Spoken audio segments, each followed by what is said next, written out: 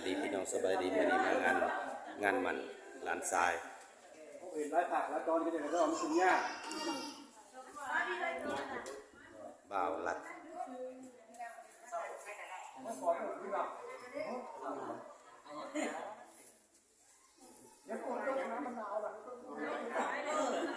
ไรบ้างต้นฮะมาจากแล้วเว้ยฟังจะภาพเป็นว่ามันเห็ดจังได๋หม้อจักตัวเนี่ยหม้อที่มันเหมือนขนาดแบบใดแบบขนาดใดแต่มันก็ต้องมีนะมันก็ต้องมาว่าเขาแก่ผู้ใดคือว่าได้แต่ว่ามามันก็จะต่อกันไปได้เรื่องแห่งบ้านมันจะได้เห็ดแบบใดเนาะเอามอบพากับพักปันให้เฒ่าแก่เพิ่น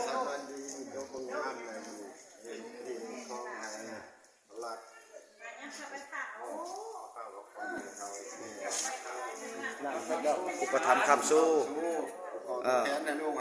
ไอ้ผัวใหม่เมียใหม่ข้าเจ้าผัวใหม่เมียใหม่เอามอบให้เฒ่าให้แก่เพิ่นเฒ่ากะผู้เฒ่าก็บ่อยากมีแหละพี่น้องเอ้ยมีแต่คนกลางๆนั่นแหละ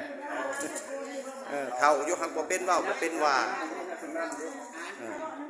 อันนี้ไพ่ใหม่เคยใหม่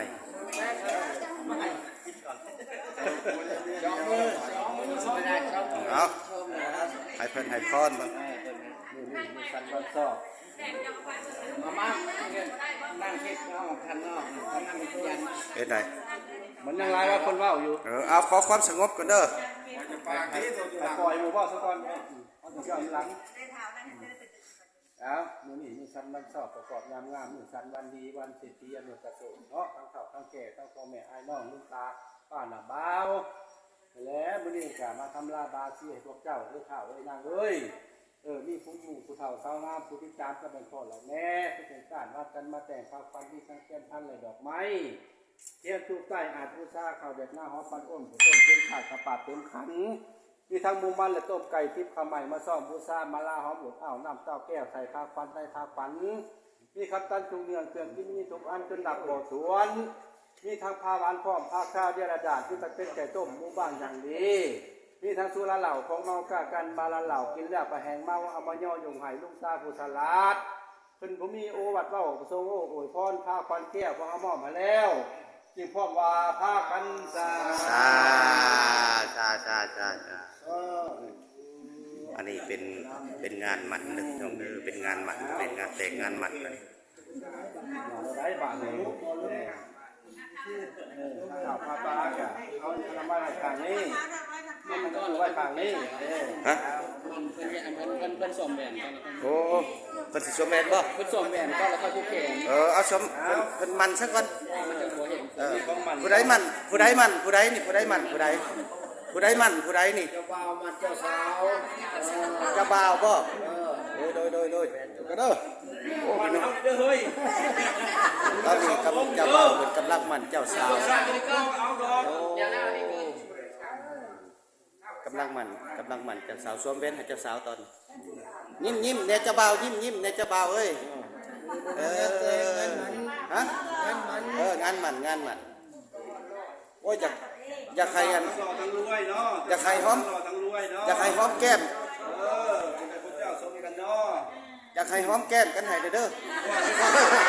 ขอเนี่ยหอมแก้มให้เลยขอหอมแก้มให้เด้อรัดเด้อขอหอมเด้อติขอหอมแก้มให้เด้อหอมเอามาได้พาเขา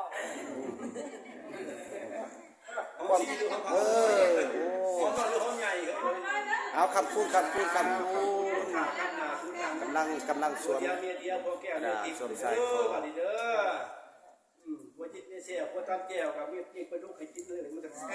หอมแก้มใครเนี่ยรัดหอมแก้มใครเนี่ยรัดเลยหอมแก้มใครเนี่ยหอมแก้มใครเนี่ยจำเจ้าคนที่สตา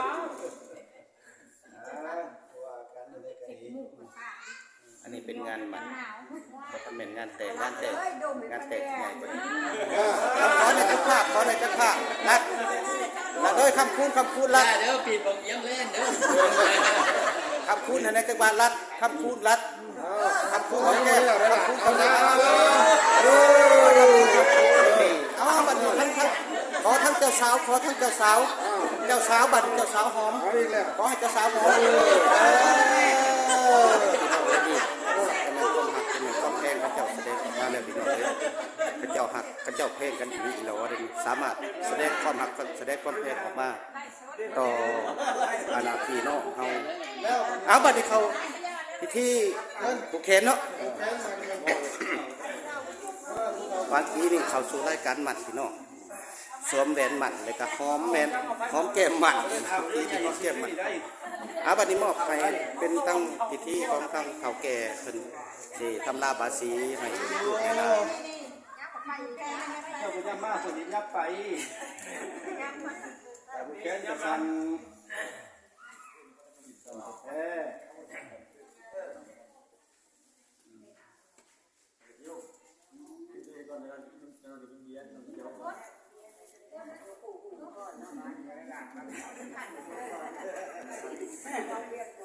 ชื่อได้ไรก็เจ้าสาวนี่ชื่อนั่นเลย ดวงตา ฮะ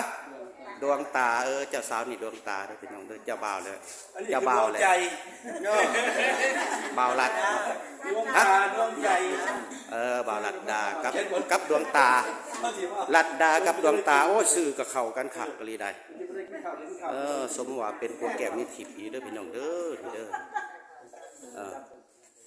ห่างกายต้นโตกับอันเดียวกันสำคัญเลยหน้าตากับเหมือนกันเป๊ะเลยถึงราศีกันพี่น้องเลยถึงราศีเขาราศีกันเลย โอ้ยยกนี่ยกนี่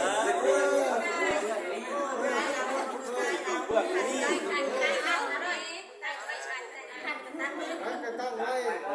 าอย่า โอ้ยจากกระพดไปเห็นนี่เนาะ ว่าเขาบอกเป็นน้ำมันขนาด ต้นสิวาได้ได้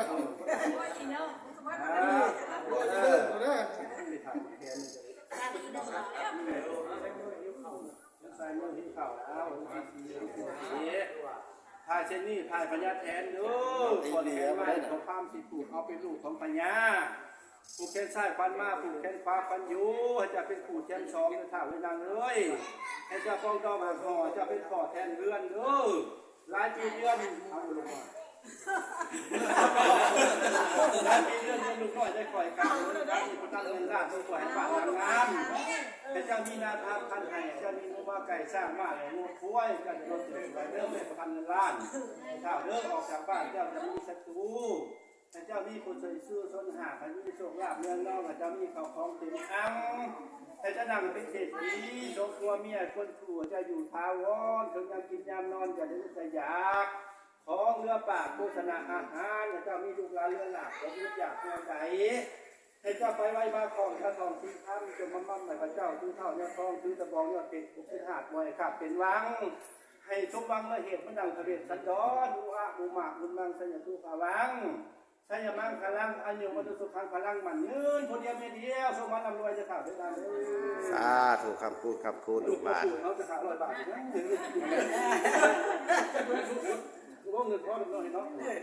เอา4 บาทซ้อนใจซ้อนพร้อมเงินข่าวแก่กี่หนึ่งคุณจะมีแก่กล้าเทศกาโลกาผูกแขนชาติฟันมาผูกแขนความไปอยู่ถ้าเจ้าอยู่ดีไม่แห้งได้กินข้าวกล้าถึงจะเว้นนอนรักกันได้เงินหมื่นนอนตื่นได้เงินแสนแบมือมาได้แก่โคตรหายมาพันนับแต่นี้เมื่อหน้าวันนี้เป็นแค่เงินแสนมาเกิดชนก่อนเดือนเด้อบอกเป็นหอดมาเกิดตัวมันใดย่ามาเจ้าเคียงข้างไกลได้ขี่มาเสียย่ามาแดดออกมาเจ้าได้ขี่มาพรย่ามาใช้นอนในที่นี่ทุกมีเครื่องสบายบางทุกซ้ำล้านเท่าจากเท่าหาวัตสาพอจะกล่าวคาถาสัพพัญญไว้ว่าสัญญาตุภวังสัญญามังคลังอันยมนุษย์สองครั้งพลังมันยืนชมมันนำด้วยเด้อผู้เดียวไม่ดีสาธุที่นั่นที่นั่นที่นั่นที่สอง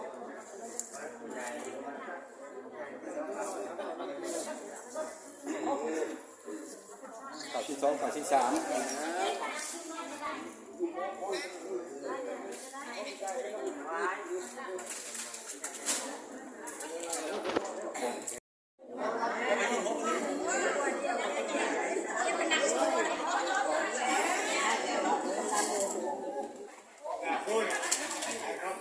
อันนี้แม่เขาเนี่ยนี่ครับ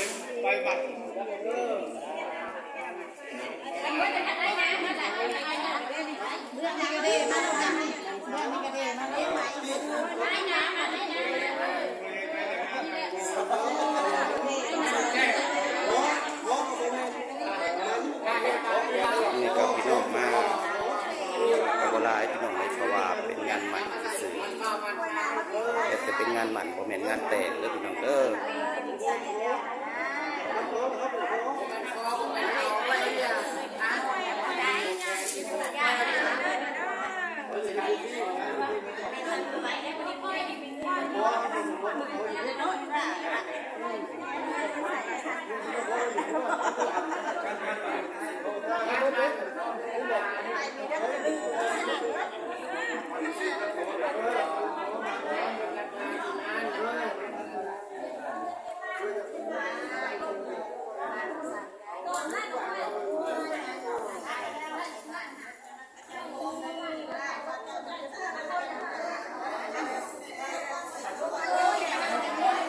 เอาพี่ๆผู้เคนก็สำเร็จแล้วพี่น้องสำหรับคลิปนี้ก็